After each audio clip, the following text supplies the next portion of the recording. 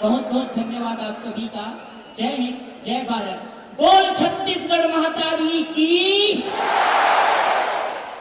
अपना परिचय।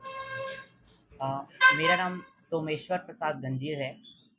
मैं ग्राम पुसवाड़ा, जिला उत्तर बस्तर कांकेर, छत्तीसगढ़ का निवासी हूँ। वर्तमान में मैं बीएससी सेकेंड ईयर की पढ़ाई शासकीय बाबू छोटेलाल श्रीवास्तव स्नातकोत्तर महाविद्यालय धमतरी से कर रहा हूँ।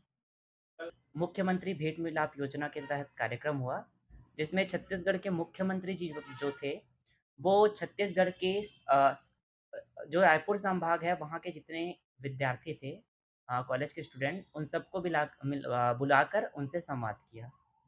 कैसा लगा कल का अ, प्रोग्राम? कल का प्रोग्राम तो बहुत अच्छा था। खासकर मेरे लिए, मेरे जीवन में एक नया पन्ना जुड़ा जो मेरे लिए बहुत अच्छा था। क्या खास रहा जिसमें आपको करना? अ, सर, इसमें मेरा भाषण हुआ। मेरे सपनों के छत्तीसगढ़ विषय उसका टॉपिक था। इस भाषण को जैसे ही मैंने शुरू किया, मेरे जैसे स्टेज पे जाते ही लोगों ने तालियां बजाई, और जैसे ही मैंने भाषण बोलना शुरू किया, स्टेडियम के अंदर में लगभग अ, कचाकच पूरी भीड़ थी। वहाँ पे सभी तरफ से लोग बैठे हुए थे। तो जब वहाँ पे मेरा भाषण हुआ, तो उस भाषण को सुनकर मेरे हर एक स्क्रिप्ट के हर एक पन्ने जो थे, स्क्रिप्ट के एक-एक पॉइंट जो थे, उस पॉइंट पर सभी ने खूब तालियाँ बजाई और सभी के मुँह से बहुत वाह-वाही निकली। ऐसा मेरे साथ पहली बार हुआ था जब इतनों की भीड़ में मैंने बोला और सबके मुँह से वाह और हाथों से तालियाँ बजी। मेरे भाषण के लास्ट में मुख्यमंत्री महोदय जी अपने स्थान से खड़े होकर मुझे गले लगाए, मुझे शाबाशी दी, मुझे बहुत-बहुत बधाई दी और खड़े होकर सभी को मेरे लिए ताली बजाने के लिए कहा, जो मेरे लिए बहुत ही अच्छा था। और उसके बाद सर, जब सीएम जी ने भाषण दिया, तो उस भाषण में कहा, अ, जब मैंने भाषण दिया था तो उसके बाद सीएम सर मुझे गले लगाए थे, तो उस समय मुझसे कुछ क्वेश्चन किए थे, तो मैंने उन क्वेश्चनों के आंसर दिए थे। फिर जब सीएम सर ने अ, अपना स्पीच दिया, उस स्पीच के टाइम में उन्होंने ये कहा कि अगर सोमेश्वर का मतलब मेरा उम्र अगर अभी 25 वर्ष का होता, तो मुझे विधानसभा की सीट दिलाते, जो मेरे लिए बहुत ही गर्व की बात थी। जी सर। सर, भविष्य को मैं तो शिक्षा के क्षेत्र में ही देखा हूँ। युवाओं को मैं ये बोलूँगा, जैसे मेरा टॉपिक था मेरे सपनों का छत्तीसगढ़, तो आपके विचार से आपके सपनों का छत्तीसगढ़ कैसा होगा, उसके आधार पर आपको छत्तीसगढ़ का निर्माण करना है। मेरी भाषण की आखिरी पंक्ति थी, जहाँ पे मैंने कहा था कि अब यहाँ की जनसंख्या टोटल 3 करोड़ है। 1/3 करोड़ छत्तीसगढ़ मैं हूँ, 1/3 करोड़ छत्तीसगढ़ आप हैं। मैं अपने सपने को पूरा करता हूँ, मतलब मैं अपने सपने का छत्तीसगढ़ बनाता हूँ, आप अपने सपने का छत्तीसगढ़ बनाइए, हमारे सपनों का छत्तीसगढ़ खुद ब खुद बन जाएगा। तो आपको जो अच्छा लगता है, वो काम आप कीजिए, देश के हित के लिए, भ्रष्टाचारी, गरीबी, बेरोज़गारी, भुखमरी को मिटाने के लिए यथासंभव आप प्रयास कीजिए और छत्तीसगढ़ को सबसे सुंदर और सबसे सुघर बनाइए। सर, जैसा कि यहाँ पे मेरा स्पीच हुआ था, मेरे सपनों का छत्तीसगढ़, उसमें सर मुझे 3 विषयों पर चर्चा करनी थी मुख्यतः।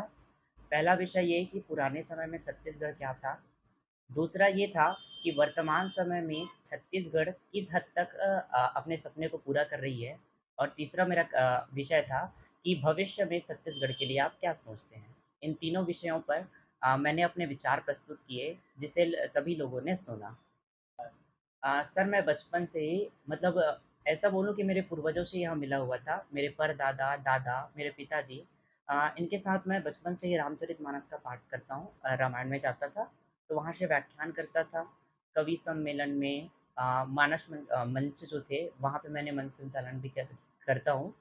और बचपन से ही जैसे स्कूल लाइफ से भाषण, निबंध, वाद-विवाद, ये सब प्रतियोगिताओं में मैंने विभिन्न स्तरों पर अनेक पुरस्कार जीते हैं। मैंने राज्य स्तर पर गया है और 2 बार नेशनल लेवल पे चला जा चुका हूँ।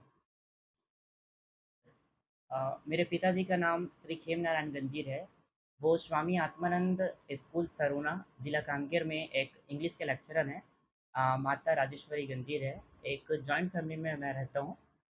मेरी बड़ी माँ हैं गंगेश्वरी साहू, और चाचा हैं कुमार साहू, चाची अनीता साहू, मेरी बहन है 4, कामेश्वरी, खुशबू, रूपाली, भव्या, और एक बड़ी बहन है सीमा साहू। फैमिली का कैसे सपोर्ट रहता है? फैमिली का सर पूरा सपोर्ट है, और मैं ये कहूँ कि मेरा जो कॉन्फिडेंस लेवल जो उभरा है, वो मेरे बचपन से उभरा, और ये सब चीज़ जो है वो मेरी फैमिली के द्वारा ही दिया गया है।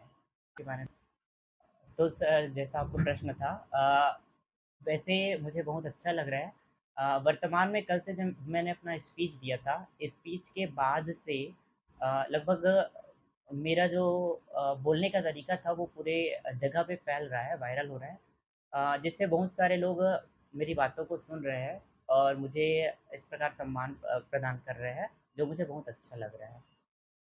देखिए, धमतरी धर्म की नगरी है और धर्म की नगरी के ध्वजवाहक के रूप में छोटे भाई सोमेश्वर गंजीर जी ने जो एक पताका फहराया है रायपुर के इंडोर स्टेडियम में माननीय मुख्यमंत्री जी श्री भूपेश बघेल जी के सामने, निश्चित तौर पर हम सबको गौरवान्वित किया है।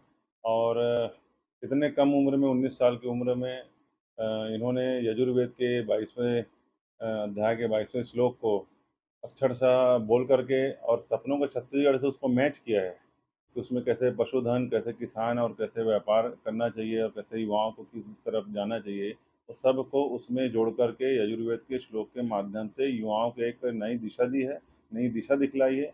आजकल के समय में छत्तीसगढ़ की आबादी, जैसे ही भाई सोमेश्वर जी ने कहा, लगभग 3 करोड़ पहुंच चुकी है और 3 करोड़ में सबसे ज़्यादा युवाओं की संख्या है। अगर युवा सकारात्मक राजनीति की ओर, सकारात्मक कार्य की ओर उन्मुख होंगे तो निश्चित तौर पर छत्तीसगढ़ जो सपनों का छत्तीसगढ़ है, जो समृद्ध छत्तीसगढ़ है, जो उन्नत छत्तीसगढ़ है, जो विकसित छत्तीसगढ़ है, उसकी दिशा में एक ठोस कदम होगा युवाओं का। और सोमेश्वर गंजीर जी के इस तरीके से व्याख्यान से निश्चित तौर पर आने वाले समय में युवाओं की दशा और दिशा बदलेगी और उससे छत्तीसगढ़ महतारी के जो कोरे में पढ़ने वाले बच्चे हैं और उनकी संतान हैं, उनको एक नई ऊंचाई प्राप्त होगी और छत्तीसगढ़ एक विकसित छत्तीसगढ़ की ओर अग्रसर होगा। तो ये था शहर में घटने वाली खबरों का सार। हम लेकर आते रहेंगे अलहदा तरीके से हर उस घटना को और एनालिसिस करते रहेंगे खबरों की। आप बने रहिए हमारे साथ डीएनए न्यूज़ पर। हमें उम्मीद है कि आपके विश्वास की कसौटी पर हम सदा खरा उतरेंगे। ये आपका अपना चैनल है। जय हिंद, जय छत्तीसगढ़, जय धमतरी।